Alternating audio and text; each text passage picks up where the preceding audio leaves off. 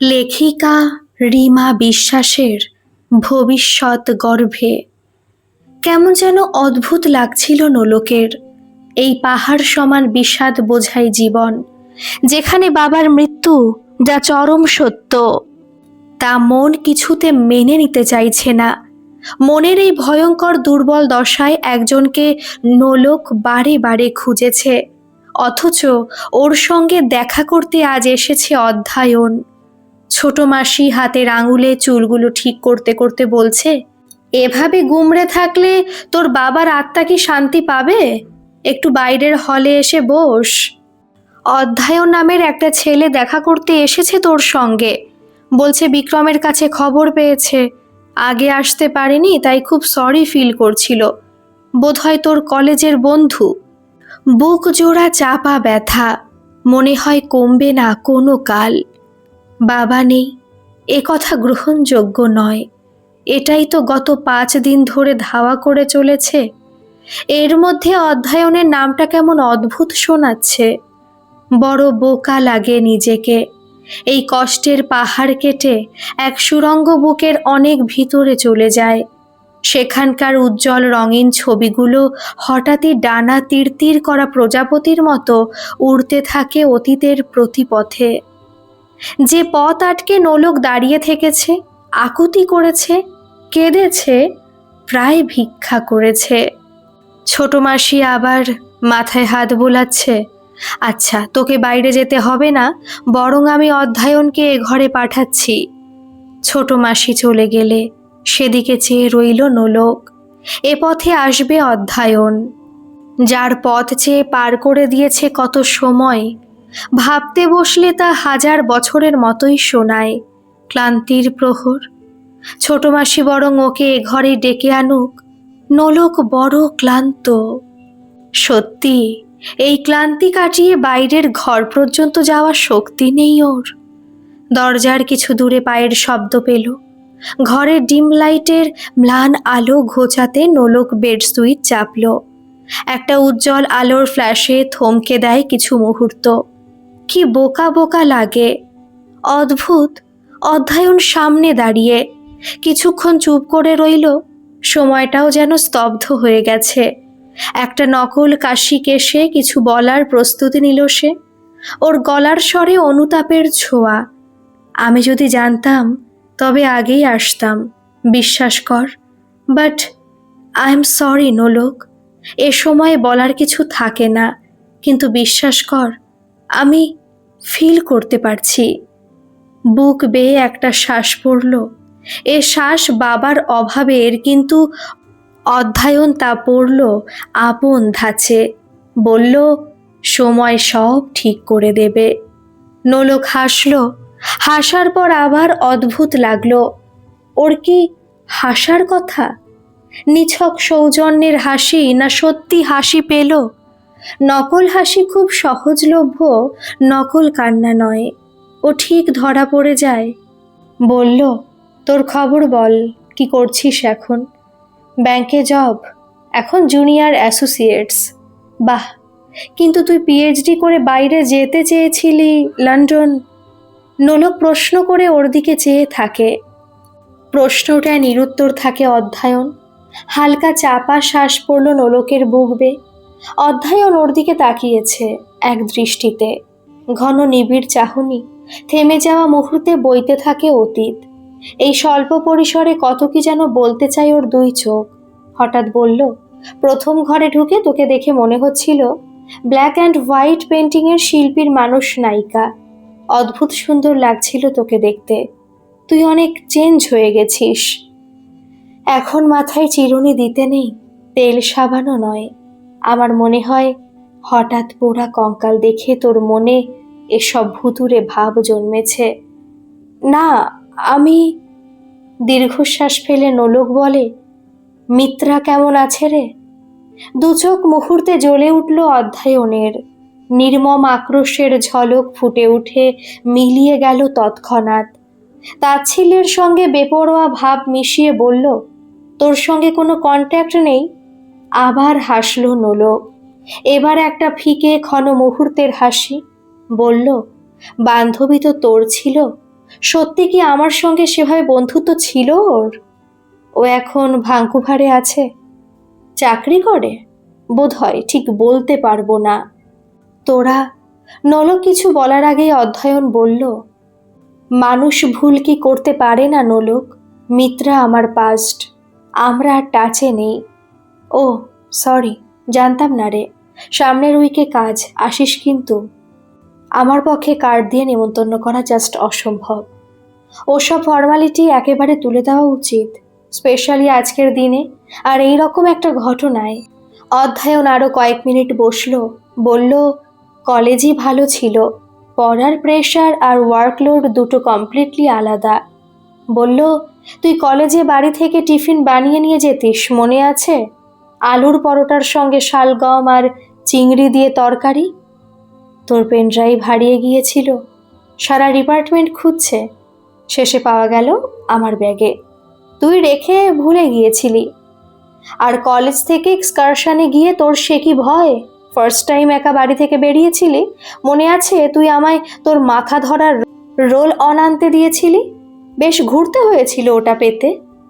আরও কিছু পুরনো কথা হাতড়ে খুঁড়ে ঝেড়ে ঝুড়ে সামনে আনছিল অধ্যয়ন। কেন? ও কি এতদিন বাদে নিজেকে নতুন করে ফিরিয়ে আনতে চাইছে?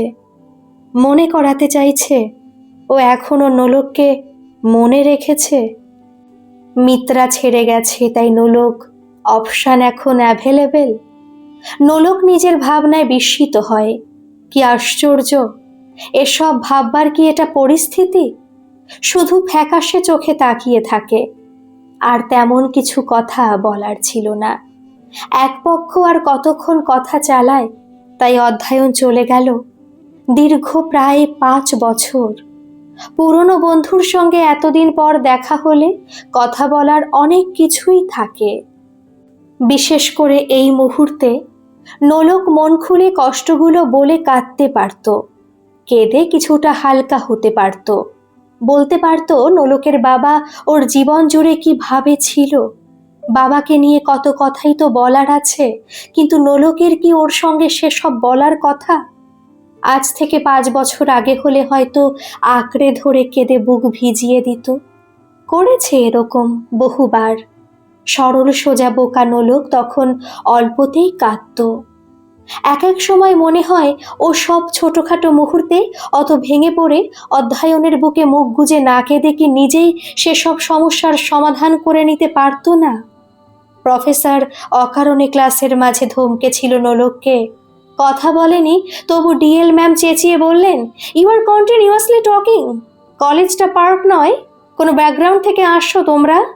প্রায় 110 জন ছেলেমেয়ের মাঝে অহেতুক এভাবে অপমান করেছিল একজন প্রফেসর। উনি মানসিক না ক্ষমতার ফলের প্রকাশ তা বোঝা দেয়। তবে নোলক থমকে গিয়েছিল।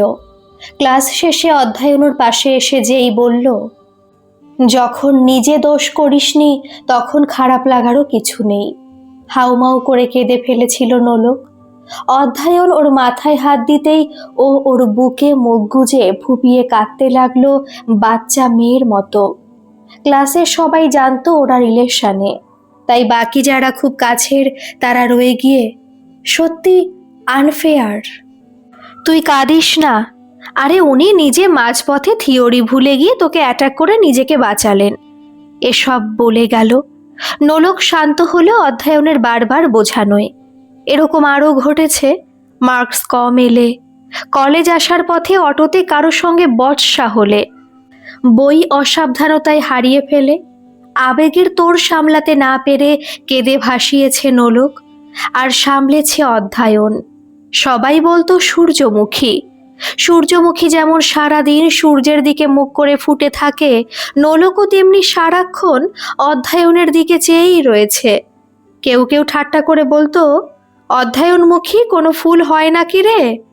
কিন্তু এই গাঢ়ত্ব কমতে দেখছিল নোলক যখন ক্লাসের মিত্রার দিকে অন্যমনস্কভাবে অধ্যয়নকে তাকিয়ে থাকতে দেখেছে।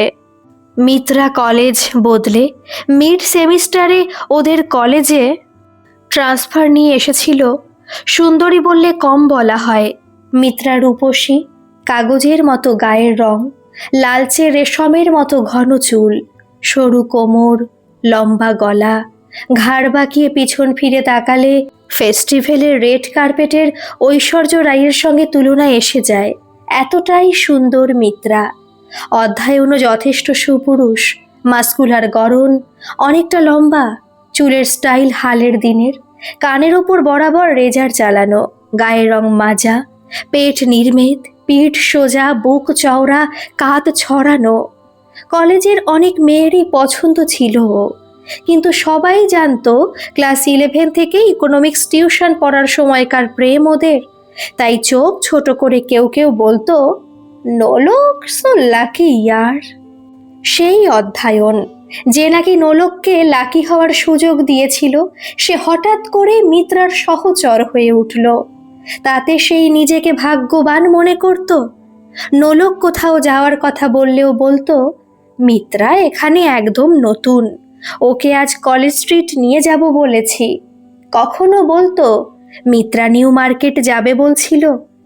আর যেবার বলল, মিত্রা পাশ পেয়েছে, মিউজিক কনসার্ট দেখতে যাচ্ছি, সেইবার জোর রাগলো নোলক।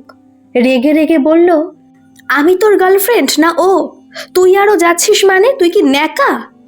অধ্যয়ন জিজ্ঞেস করলো, তুই যাবি? তোর সঙ্গে যাব, কিন্তু ও কেন থাকবে?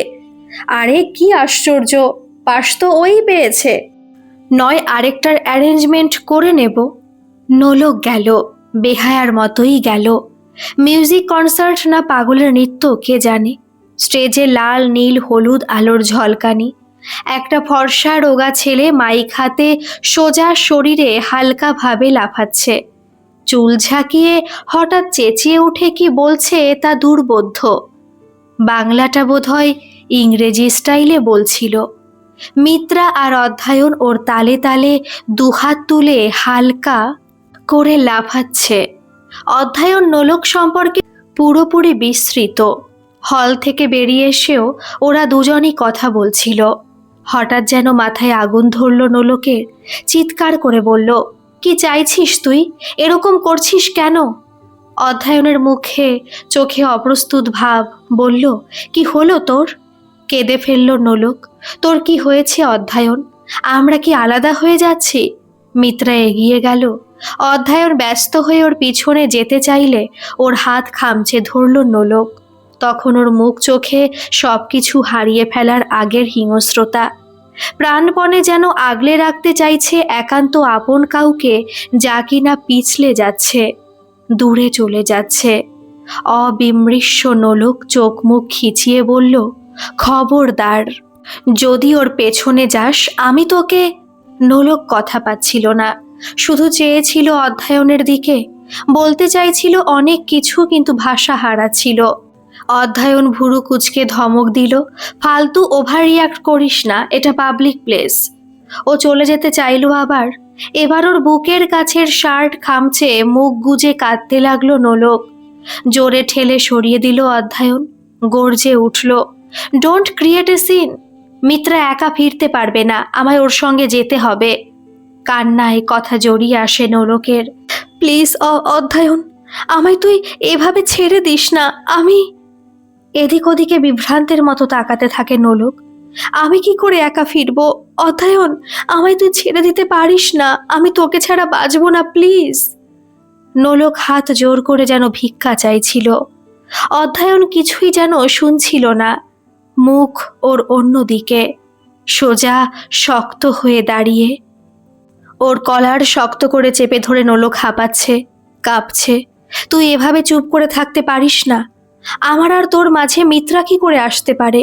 অধ্যয়ন, তুই আমার, শুধু আমার। ওর হাতের কবজি শক্ত হাতে ধরে অধ্যয়ন নামিয়ে দিল। নোলক এত শক্তভাবে ওর শার্টের কলার ধরেছিল যে ঘষা খেয়ে ছুড়ল হাতের চেটো। ফ্যাল ফ্যাল চোখে ভর্তি জল। নোলক অবিশ্বাসে তাকিয়ে। অধ্যয়ন বলল, তোর সঙ্গে আমার বিয়ে হয়ে যায়নি যে আমি তোর হতে যাব। তারপর আঙুল নাড়িয়ে মাইন্ড ইট বলেও চলে গেল। সেদিন রাতে প্রায় 9টায় হলের বাইরে নোলক কতক্ষণ যে পাথরের মতো দাঁড়িয়েছিল ওর নিজেরও খেয়াল নেই। অনেকক্ষণ ধরে ব্যাগে মোবাইল বাজছিল। পথ চলতি এক মহিলা বললেন, তুমি ঠিক আছো? ফোন বাজছে, ধরো। সামনের ঝালমুড়িওয়ালা বলল, একটু আগে বন্ধুর সঙ্গে ঝগড়া হলো, সেই থেকে দাঁড়িয়ে। নোলক একাই বাড়ি ফিরেছিল সেদিন, আর এমন বোকা মেয়ে বাড়ি ফিরেও ফোনের পর ফোন করে গেল অধ্যায়নকে। ও একটা কলও রিসিভ করেনি। কলেজেও ছুটল পরের দিনই। অধ্যায়ন আর মিত্রা একসঙ্গে কলেজ এলো, কিন্তু বেলা করে। ওকে দেখে বাচ্চাদের মাকে দেখে লাফিয়ে ওঠার মতোই ছুটেও গেল নোলক, কিন্তু অধ্যায়ন ওকে না দেখার মতো করে পাশ কাটিয়ে চলে গেল। শেষে নোলক বাড়ি পর্যন্ত ছুটল অধ্যায়নের। দরজা খুলল ওর মা, চোখ কুঁচকে তাকালো। নোলক ওর খোঁজ করতে ভদ্রমহিলা ভেতরে ডেকে বসালেন। চঞ্চলতা ধরা পড়ছিল নোলকের আচরণে। পা নাচাচ্ছে, ডান হাতের আঙুল অহেতুক বাঁ হাতের গাঁটের উপর নাচছে। চোখ ব্যস্ত হয়ে ঘুরছে এদিক ওদিক। ওর মা বলল, অধ্যায়নকে কি খুব দরকার? তবে ফোন করে নাও, ও বাড়ি নেই। মুখ শুকিয়ে গেল নোলকের। বলল, কখন আসবে? বিরক্তিতে উনি বললেন, সে আমি কি করে বলবো? হালকা শ্বাস ফেলে যখন উঠে আসছিল নোলক, তখন ভদ্রমহিলা বললেন, তুমি প্রেগনেন্ট নও তো? হতচকিত নোলক থ হয়ে তাকিয়ে, এ কি বলছে ভদ্রমহিলা? ভদ্রমহিলা পাগল না নোলক পাগল হয়ে যাচ্ছে? ওকে ভুলভাল কথা শোনে আজকাল, তাই আবার জিজ্ঞেস করলো দু পা এগিয়ে, কি? না, অনেক সময় অল্প বয়সী মেয়েরা এসব ভুল করে। তোমার নার্ভাসনেস দেখে তাই মনে হচ্ছিল। বিহবল মানুষকে জ্ঞানে ফেরাতে অনেক সময় চড় মারা হয়। ভদ্রমহিলার কথা সে চড়ের কাজটাই করলো। নোলকের শরীর ঝাঁকুনি খেলো, বংশমর্যাদা শাসিয়ে উঠল, শির দ্বারা খোঁচা দিল, আর আত্মাভিমান জেগে উঠল। ভদ্রমহিলার দিকে স্থির দৃষ্টি রেখেও বলল, আমি প্রেগনেন্ট নই, কিন্তু আপনার কথাটা বেশ্যাবাড়ির মাসিদের মতো। ভদ্রমহিলা চিৎকার করে উঠলেন, বেরিয়ে যাও। নরকে থাকার ইচ্ছেও নেই আমার। হয়তো একেই বলে ঘাম দিয়ে জ্বর ছাড়া। বাঁচল নোলক, বাঁচল সেদিন ওর খোঁজে ওদের বাড়ি পর্যন্ত গিয়ে, আর শেষ ধাক্কাটা খেয়ে। প্রাণ ভরে শ্বাস নিল। আত্ম উপলব্ধি হলো নিজের সম্মানের কাছে পৃথিবীর বাকি সব তুচ্ছ। আর আজ 5 বছর বাদে ঘড়ির কাঁটা কি এমন ঘুরলো যে অধ্যায়ন সহ মর্মী হয়ে এলো ওর বাড়ি পর্যন্ত। দেওয়াল ঘড়ির দিকে তাকিয়েছিল নোলক স্থির। মিনিটের কাঁটা স্থির, সেকেন্ডের কাঁটা চঞ্চল। জীবনের অতীত স্থির হয়ে বসে থাকলেও মনটা হঠাৎ সেকেন্ডের কাঁটার মতো চঞ্চল হয়ে উঠেছিল কিছুক্ষণের জন্য। আর সময় পার হওয়ার মতো মিনিট ঘন্টায় যেমন চলে যায়, তেমন আজকের সন্ধ্যাও হয়ে গেল। নোলকের জীবনের অতীত আর ভবিষ্যৎও খুব তাড়াতাড়ি বর্তমান হয়ে যায়, তাই নিয়ম ভঙ্গের দিনটাও চলে এলো। এখন ঘর ভর্তি লোক, কিন্তু যার আসার অপেক্ষা করে চলেছে সেই কবের থেকে, সে এখনো এসে পৌঁছায়নি। কান্না আসছিল। ব্যালকনিতে যখন একা দাঁড়িয়ে শুধু একা থাকতে ইচ্ছে করছিল, তখন পিঠে আচমকা স্পর্শ পেতে কাছে দাঁড়িয়ে থাকা মানুষটাকে দেখে দু চোখ ছাপিয়ে জল এলো। কেঁদে ফেলল নোলক। সে বুকে টেনে নিয়ে নোলকের চুলের ভিতর আঙুল চালিয়ে দিয়ে বলে চলেছে, আমি তো সব সময় তোমার সঙ্গে সঙ্গে থাকি, থাকি না? এত কাঁদতে আছে। ছলছল চোখে নোলক সম্ভ্রমের দিকে তাকিয়ে বলল, আমি সব একা সামলেছি, মাকে পর্যন্ত, শ্রাদ্ধের কাজ সব। নোলকের মাথায় আলতো হাতে হাত বোলায় সম্ভ্রম। বলে, আই এম সরি নোলক, কিন্তু ফেরার টিকিট পাচ্ছিলাম না। ম্যানেজমেন্ট হঠাৎ করে ওয়ার্কশপের ডেট এক্সটেন্ড করে দিল। এরপর এয়ারলাইন্সে গ্রাউন্ড স্টাফ স্ট্রাইক। নোলক শান্তিতে শুধু সম্ভ্রমের বুকে মাথা রাখে। সম্ভ্রম সেই মানুষ যার সঙ্গে ওর প্রথম দেখা হয়েছিল চাকরির প্রথম জয়েনিংয়ের দিন। ওর অফিসে এসেছিল ক্লায়েন্ট হিসেবে, যে অতি যত্নে সব বিষয়ে গাইড করে গেছে ওকে। দুবারই সম্মতিতে আংটি বদলও হয়ে গেছে। কথা ছিল সম্ভ্রম লন্ডনের ট্যুর সেরে বিয়ে হবে ওদের। তার মাঝে ঘটে দুর্ঘটনা। বাবার মৃত্যুর পর সব সময় যাকে খুঁজে গেছে নোলক, সে যে সম্ভ্রমই। সম্ভ্রমকে জড়িয়ে ধরে ওর কাঁধে থুতনি রাখতে নোলক চোখাচোখি হলো অধ্যায়নের। ব্যালকনি দরজার ঠিক মুখটায়ও দাঁড়িয়ে, সম্ভ্রমের ঠিক পেছনে। মুখ ফ্যাকাশে হয়ে গেছে ওর। সৌজন্যতায় নিমন্ত্রিত অতিথির আপ্যায়নে নোলক নিজেকে সম্ভ্রমের আলিঙ্গন থেকে ছাড়িয়ে ওর দিকে এগিয়ে গেল। বলল, আয়, আলাপ। না, আর দাঁড়িয়ে থাকতে পারল কই অধ্যায়ন। সম্ভ্রমের সঙ্গে আলাপের সুযোগটা আর দিল না, অতি দ্রুততায় বেরিয়ে গেল ঘর থেকে। সম্ভ্রম বলল, কে ছিল? হালকা শ্বাস ফেলল নোলক, বলল, যার জন্য পাগলামিতে পেয়েছিল। ওমা, আগে বলবে তো, মিস হয়ে গেল। দেখার ইচ্ছে ছিল ছেলেটাকে। নোলক চোখ সরু করে তাকাতে সম্ভ্রম কপট ভয়ে নিজের কানে হাত দিয়েছে। নোলক ব্যস্ত হয়ে পড়ল বাকি লোকজন নিয়ে, হয়তো এই ব্যস্ততা ক্ষণিকের জন্য। অন্য মনস্ক রাখে গভীর শোক, যেমন আত্মসম্মান ভুলিয়ে দেয় অপরের তাচ্ছিল্য। নোলক দেখছিল বাড়ির লোকজনের সঙ্গে মিশে গেছে সম্ভ্রম। অবাক লাগে আজর সত্য সম্ভ্রম, যে একটা সময় অজ্ঞাত ছিল আর পরম আকাঙ্ক্ষিত অধ্যয়ন, সে আজ এক বিস্তৃত অধ্যায়, যাকে আর ভোলার চেষ্টা করতে হয় না, বরং মনে পড়লে বিরক্তি আসে। তবু বড় অদ্ভুত লাগে, কি অদ্ভুত পরিবর্তন। সেদিনের উদ্ভ্রান্ত নোলক কি কখনো ভেবেছিল অধ্যয়ন ওর কাছে একটা সময় একেবারে কেউ নায়ে পরিণত হবে? এখন নিজের বোকামিতে হাসি পায়, আর মনে হয় সত্যি যদি আর পাতলে কিছু ফিসফিসানি শুনিয়ে দিত ভবিষ্যৎ গর্ভ। গল্পটি কেমন লাগলো অবশ্যই কমেন্ট করে জানাবেন, আর ভালো লাগলে একটা সাবস্ক্রাইব করে আমার পাশে থাকবেন। ধন্যবাদ।